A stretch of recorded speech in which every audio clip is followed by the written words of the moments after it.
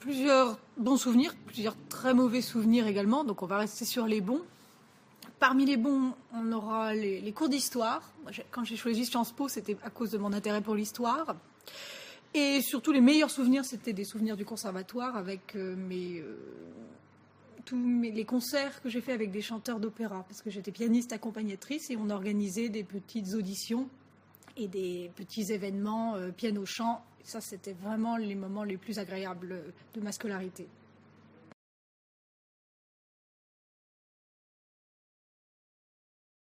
En fait, c'est une SARL, tout bêtement, qui donc, avec une conférencière qui est moi, se donne pour mission d'essayer de faire découvrir l'opéra aux gens qui ne connaissent pas du tout le genre lyrique, mais également à apporter des approfondissements aux gens qui veulent se connaître un petit peu plus de choses sur le monde de l'opéra, sur l'histoire de l'opéra, sur les compositeurs, sur les œuvres. Donc ce que je fais, ce sont des conférences avec découverte d'œuvres, en utilisant beaucoup d'extraits vidéo, parce que moi j'ai découvert l'opéra avec la vidéo, avec des projections et tout ce qui passait à la télévision quand j'étais petite. Et j'estime qu'on peut découvrir l'opéra même sans avoir les moyens d'aller dans des salles, à travers les DVD, à travers les projections dans les cinémas actuellement.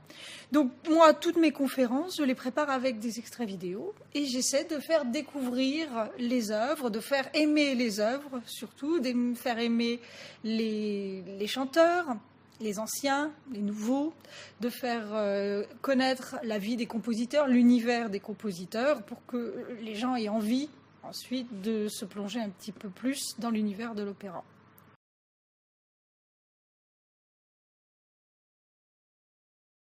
Il y a énormément d'éléments autobiographiques. Il y a beaucoup de mes amis qui se sont retrouvés dans certains personnages. Il y a le personnage principal qui me ressemble beaucoup et un certain nombre d'aventures, parfois d'ailleurs rocambolesques, et d'événements particuliers qui sont cités, qui sont réels. Après, ce que j'ai voulu, c'est essayer de montrer l'univers des passionnés d'opéra, parce que c'est quelque chose que les gens ne connaissent pas. Donc, on est tous, dans le livre, on est tous un petit groupe de passionnés d'opéra, et on va dans les différents opéras d'Europe dans le cadre d'aventures qui, elles, sont complètement imaginaires, puisque c'est l'histoire d'une partition de Wagner qui aurait été retrouvée, et qui a été retrouvée par morceaux. Et le but, c'est de réunir tous les différents morceaux pour essayer de déchiffrer un texte à dimension ésotérique qui a pour mission d'ouvrir une porte pour passer d'un monde à l'autre. Vous voyez, alors, il y a une dimension très réaliste, qui est le monde des passionnés d'opéra, et une dimension ésotérique, parce que ça m'intéresse beaucoup. Je trouve que ça donne quelque chose d'une certaine profondeur à la vie. Ça permet de changer les idées. Ça permet de voir le monde de manière un petit peu différente, un peu plus riche. Donc j'ai pris la dimension ésotérique, la dimension un petit peu aventureuse. J'en ai profité également pour plonger dans le domaine des œuvres, en présentant un certain nombre d'œuvres.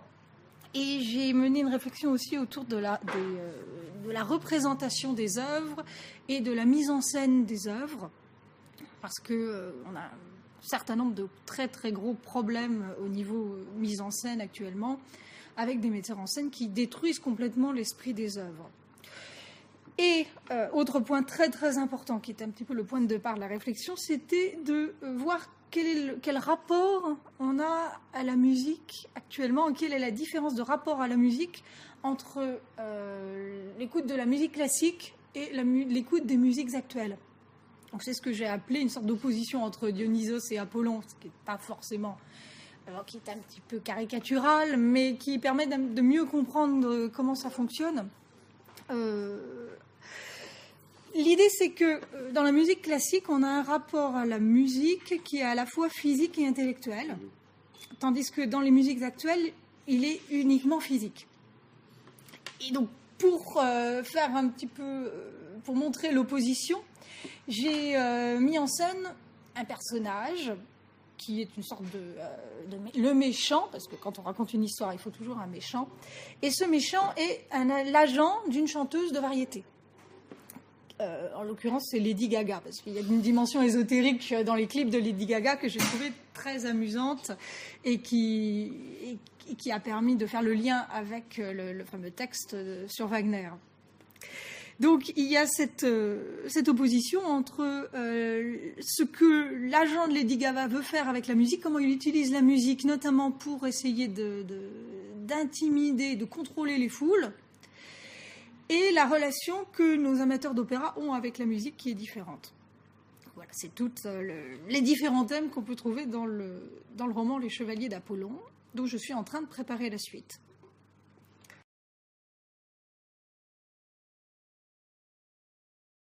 Alors, j'ai mis du temps à apprécier Wagner. Moi, j'ai découvert l'opéra comme tout le monde avec Mozart, ensuite avec Verdi.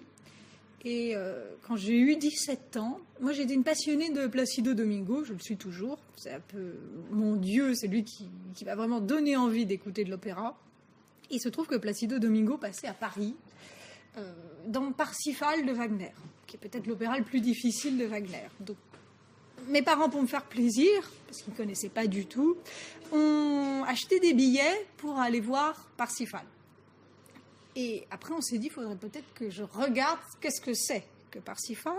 Donc, j'ai regardé une vidéo, j'ai trouvé ça absolument abominable. C'était absolument inaudible pour moi. Et je me suis dit, bon, si Domingo le chante, c'est que ça doit être bien. Donc, j'ai passé, à cette époque-là, toutes mes vacances scolaires à étudier la partition de Parsifal. Et finalement, quand on est arrivé à l'Opéra Bastille, j'ai pleuré pendant les 5 heures de la représentation. Et donc j'ai eu le coup de foudre à partir de là pour l'univers de Richard Wagner. Et je me suis rendu compte que la musique de Richard Wagner était une musique très physique, justement, où il faut comprendre, mais en même temps se laisser porter par la musique. Il y a une sorte de flow musical, et si on résiste, on est mal à l'aise et on ne supporte pas. Mais en même temps, il faut comprendre comment le texte, il faut comprendre comment ça fonctionne un petit peu au niveau des différents thèmes musicaux, ce qu'ils appellent les leitmotifs, pour réussir à ce que le cerveau intègre tous les éléments qui lui arrivent. Et à partir de là, donc, je me suis mis à étudier les autres œuvres de Richard Wagner, et notamment toute la dimension romantique de Lohengrin et Tannhäuser, que je trouvais absolument merveilleuse, à la fois magique et musicalement absolument splendide. Et la tétralogie, donc c'est toute l'histoire de la mythologie nordique, que j'ai trouvée absolument passionnante, mais avec notamment la mise en scène de Patrice Chéreau, qui avait été faite à Bayreuth, que j'ai vue à la télévision, qui est d'une énergie époustouflante et que j'ai regardé d'un trait et qui m'a absolument fascinée.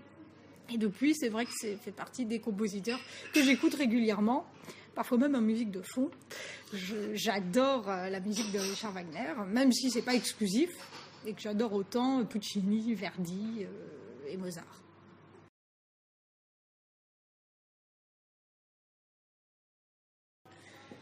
Oui, c'est une question très difficile. Je pense que, contrairement aux musiques actuelles, tout ce qui est musique classique et opéra demande de la concentration. C'est-à-dire qu'il faut être capable de rester assis et de se plonger dans un univers. Et ça, j'ai l'impression que les gens en sont de moins en moins capables. Il faut absolument que tout passe de manière très rapide et que tout leur arrive très facilement sans qu'ils aient besoin de faire le moindre effort intellectuel.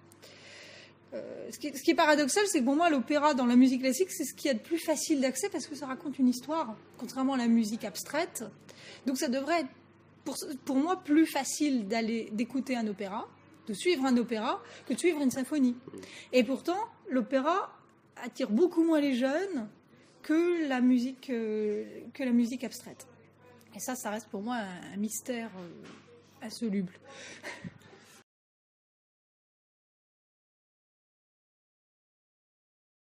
Et je pense qu'il y a une dimension historique dans l'opéra. C'est une sorte de musée vivant, l'opéra. Donc c'est plutôt le même rapport, à la rigueur, que le fait d'aller dans un musée.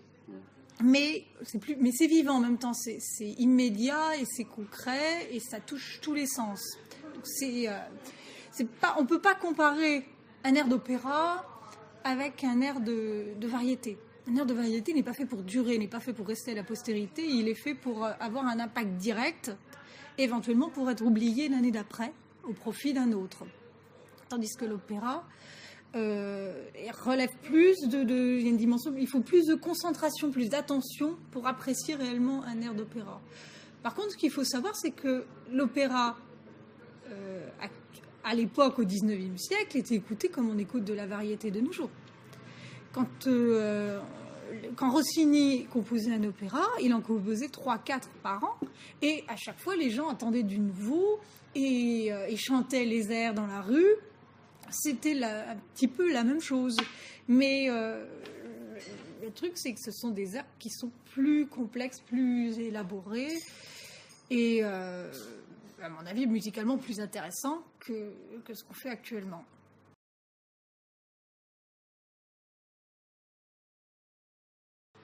Je vais être assez radicale.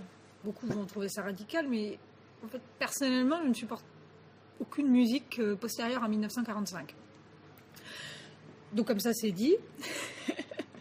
Bon, on pourra peut-être me trouver quelques exceptions, d'accord, en réfléchissant bien, mais globalement, je trouve que ce qui se fait actuellement est d'une médiocrité absolument épouvantable. Et surtout, est axé uniquement, ce que je disais à propos des Chevaliers d'Apollon, axé uniquement sur le rapport au corps. C'est-à-dire que ce sont des musiques qui sont faites pour faire bouger le corps, pour éventuellement stimuler le cœur. C'est-à-dire que tout ce qui est, moi, ce que j'appelle du boom boom, c'est-à-dire ces basses très rythmées, c'est vraiment uniquement faire pour toucher uniquement le corps, comme les musiques, je disais, les musiques africaines, les musiques primitives. On n'a aucun rapport à tout ce qui est sensibilité, même intellect ou âme. C'est uniquement sauter d'un pied sur l'autre. Et ça ne va qu'en s'aggravant, parce que, par exemple, quand on voit des reprises d'anciennes chansons qui étaient tout à fait correctes dans les années 70, quand elles sont reprises maintenant, on n'entend même plus la mélodie, on n'entend plus que la basse. Et je discutais avec des gens qui travaillaient en tant que dans le son, qui disaient que les gens, le public avait besoin de basse et ne supportait pas quand il n'y avait pas assez de basse. Du coup, ils n'écoutent même plus la mélodie, ils ont juste besoin de cet entraînement physique, et je trouve ça absolument terrifiant. Bon, moi, ça me rend malade. Personnellement, je ne porte pas les basses. Une fois, je suis restée coincée dans une queue où il y avait des basses, les pompiers étaient obligés d'intervenir, j'étais complètement très très malade, donc je ne supporte pas physiquement les basses. Mais en dehors de ça, je trouve que l'intérêt est extrêmement limité, même si on analyse les œuvres, au niveau harmonique, il y a 3 accords, il n'y a rien, les paroles n'en parlons pas, c'est sans intérêt, voire pire. Donc pour moi, c'est le comble même de la médiocrité. Voilà.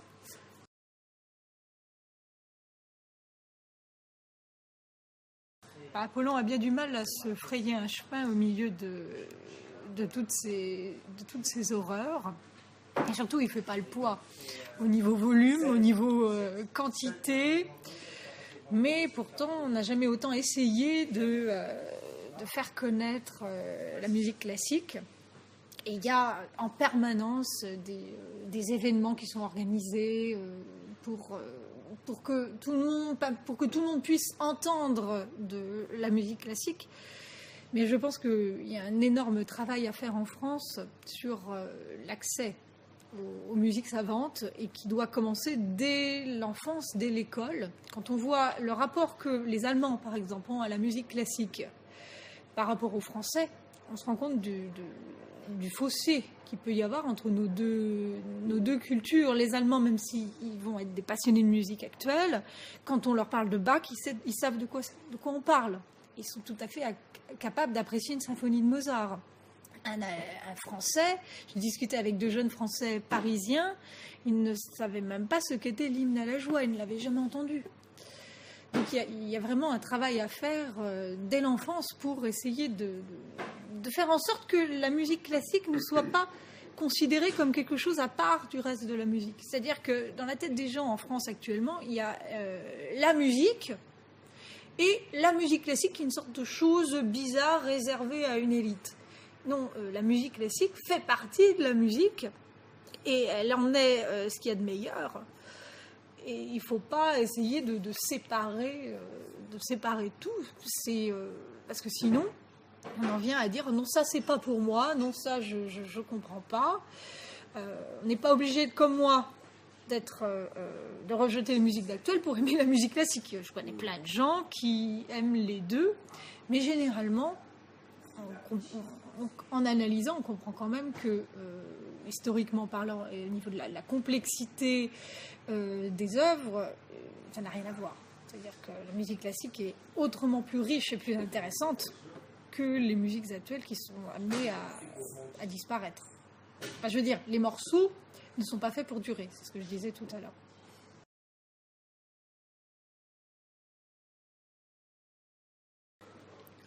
L'opéra, dès son origine, est un genre européen. C'est-à-dire qu'il est né en Italie, mais après il s'est diffusé dans toute l'Europe. Donc, à l'origine, tous les opéras ont la même origine. Tous les opéras sont en fait des œuvres de la culture européenne.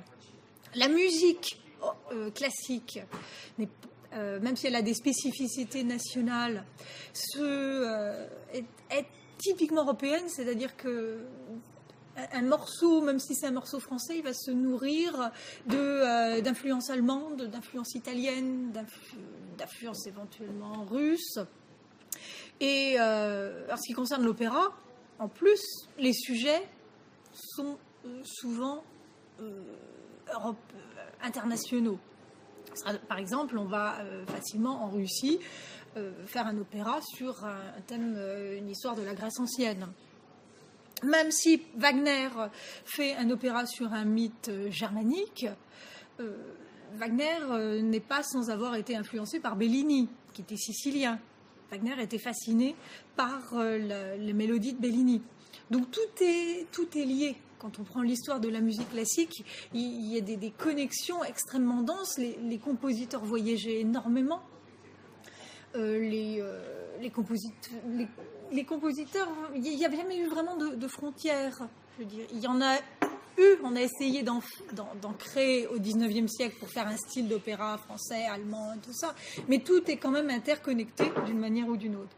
Et de nos jours, c'est très marqué parce que de nos jours, quand on fait une production d'opéra, surtout au niveau des grands opéras, les chanteurs viennent de toute l'Europe, voire du monde entier. C'est-à-dire qu'on va avoir une production de Don Carlos avec un ténor allemand, une soprano, je dis n'importe quoi, une soprano russe, un chef d'orchestre anglais. Donc il n'y a rien de plus européen qu'une représentation d'opéra. Voire avec les Américains aussi, mais qui ont hérité de la culture européenne également.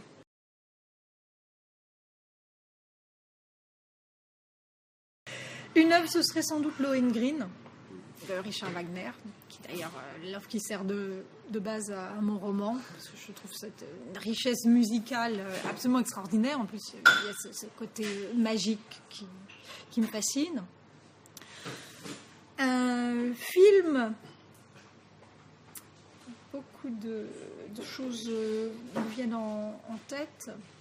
Comme ça, pour rester dans la lignée de Wagner, je dirais Le Seigneur des Anneaux.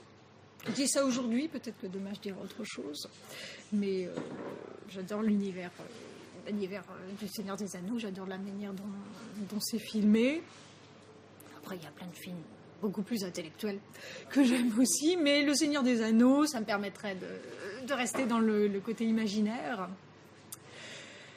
Et un livre, qu'est-ce que j'ai ?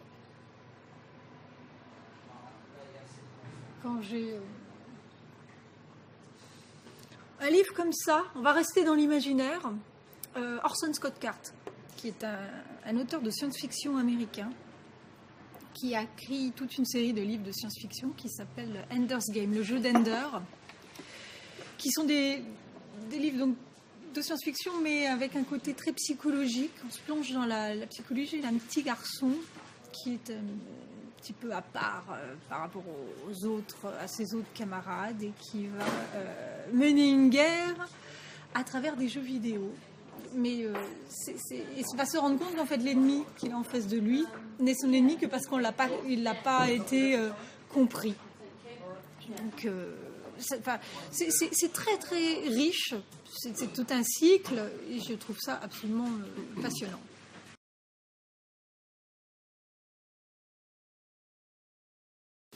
Alors à court terme, je finis mon année avec un certain nombre de conférences, notamment des analyses de Tchaïkovski. Je commence la suite des Chevaliers d'Apollon, qui sont prévus je vais écrire ça pendant l'été. Cet été, je fais les festivals, comme tous les ans. C'est-à-dire que je vais aller voir un petit peu ce qui se passe. Mes festivals fétiches, c'est Salzbourg et Munich. Et je vais peut-être faire un petit saut également à Orange et Aix-en-Provence. Donc à Salzbourg, je vais voir tout ce qui passe. Et ensuite, je vais aussi faire des interviews des chanteurs. Et je voyage énormément. Et je suis en train d'essayer de développer mon activité vers d'autres supports. Et je voudrais essayer de pouvoir faire de la vidéo, c'est-à-dire de promouvoir l'opéra à travers des petits clips vidéo courts qui se donnent pour mission de présenter un air célèbre d'opéra. Par exemple, des airs qu'on trouve dans la publicité.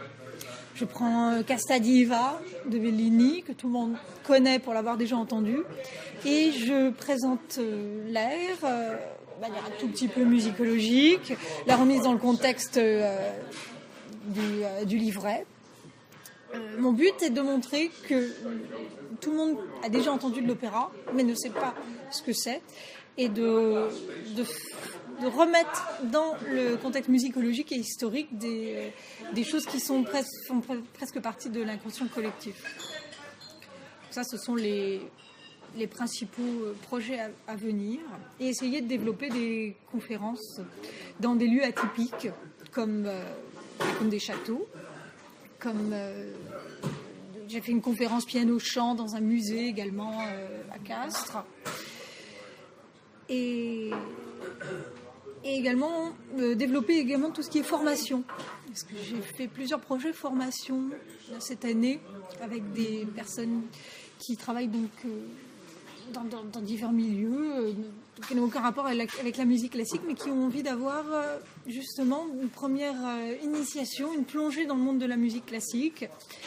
Et ça marche très très bien. Donc 12 jours de formation, toute l'histoire de la musique classique, présentation de l'orchestre, et les gens sont très contents. Donc ça, j'aimerais bien essayer de développer également.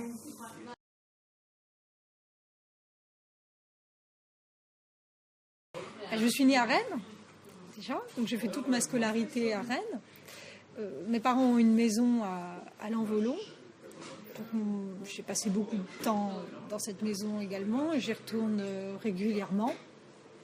Donc on va dire que pour moi c'est plutôt les vacances, la Bretagne, même si dès que je vais en Bretagne, j'essaie également de faire des conférences comme j'ai fait au château de la Hunaudet. Je fais de temps en temps à Lanvolon, à Guingamp, je reviens régulièrement, et voilà. Mais donc la Bretagne, pour moi c'est avant tout la maison de campagne, le jardinage et les vacances.